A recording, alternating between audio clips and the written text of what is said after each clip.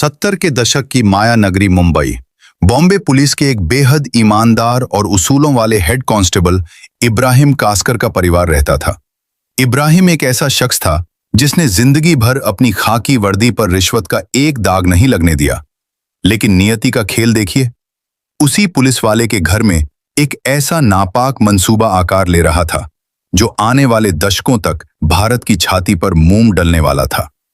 इब्राहिम का बेटा दाऊद इब्राहिम। दाऊद बचपन से ही अलग था।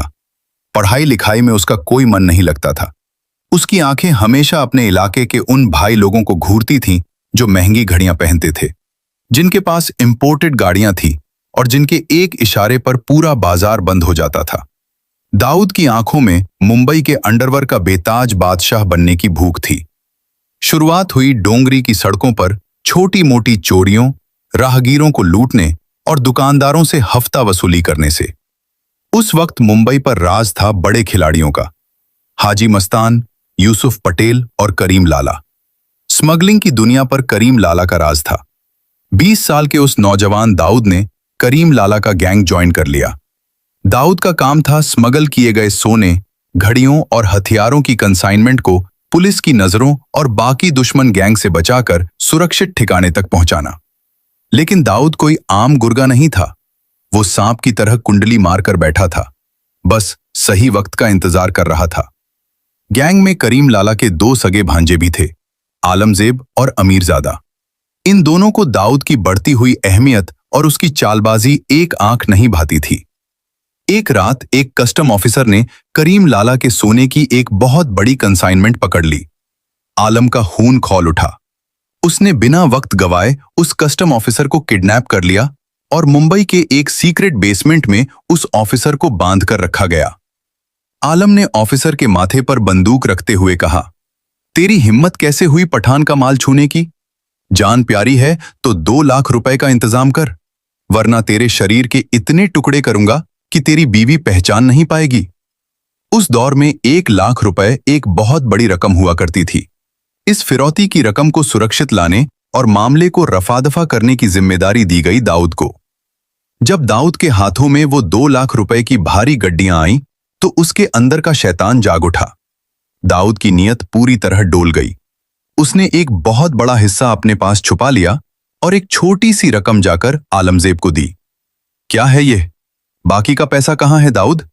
आलमजेब ने सवाल किया। दाऊद ने जवाब दिया, भाई वो लोग इससे ज्यादा का इंतजाम नहीं कर पाए। पुलिस और कस्टम का भी भारी लफड़ा हो सकता था, इसलिए जो मिला मैं ले आया। हालांकि जब पठान भाइयों ने अपने सीक्रेट सोर्सेज और खबरी नेटवर्क से पता किया तो उन्हें पता चला कि पैसा पूरा दिया गया था। दाऊद की इस गद्दारी ने करीम लाला के दरबार में भूचाल ला दिया। दाऊद को बीच महफिल में दर्जनों गैंगस्टर्स के सामने घसीट कर लाया गया। उसे पीटा गया। लातों, घूसों और डंडों से उसकी ऐसी हालत कर दी गई कि वो अपने पैरों पर खड़ा नहीं हो पा रहा था। उसे गैंग से धक्के मारकर बाहर निकाल फेंका गया। दाऊद ने उसी रात तय कर लिया था कि वो अब किसी के लिए काम नहीं करेगा। वो खुद अपनी गैंग बनाएगा। उसने अपनी खुद की सिंडिकेट डी कंपनी की नींव रखी। उसने अपने भाइयों साबिर, इकबाल, अनीस और नूरा को अपने साथ मिलाया। अब वो सिर्फ स्मगलिंग नहीं कर रहा था, वो एक पूरी की पूरी पेशेवर फौज तैयार कर रहा था। दाऊद खुद एक एक लड़के को चुनता था। बॉम्बे की सड़कों पर अब रोज खून बहने लगा था।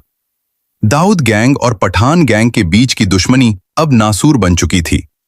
अंडरवर्ल्ड के पुराने डॉन जैसे हाजी मस्तान और यूसुफ पटेल समझ चुके थे कि अब हवा का रुख बदल रहा है। ये नई पीढ़ी खून बहाने से गुरेज नहीं करती। उन्होंने स्मगलिंग छोड़कर रियल स्टेट और राजनीति का सफेद दामन थाम लिया था। साल 1981 दादर के एक पेट्रोल पंप पर जब रात के सन्नाटे में दाऊद का बड़ा भाई साबिर इब्राहिम अपनी फिट कार में बैठा था, तभी पठान गैंग की गाड़ियां वहां आ रुकी। उन गाड़ियों से हथियारों से लैस शूटर निकले, जिनमें मुंबई का सबसे खूंखार और पढ़ा लिखा गैंगस्टर मान्या सुर्वे भी शामिल था। गोलियों की बौछार से साबिर का सीना छलनी हो गया। कार के शीशे चकनाचूर हो गए और साबिर की लाश खून के तालाब में डूब गई। उसी रात दाऊद पर भी उसके घर के पास एक जानलेवा हमला हुआ, लेकिन किस्मत ने उसे बाल बाल बचा लिया।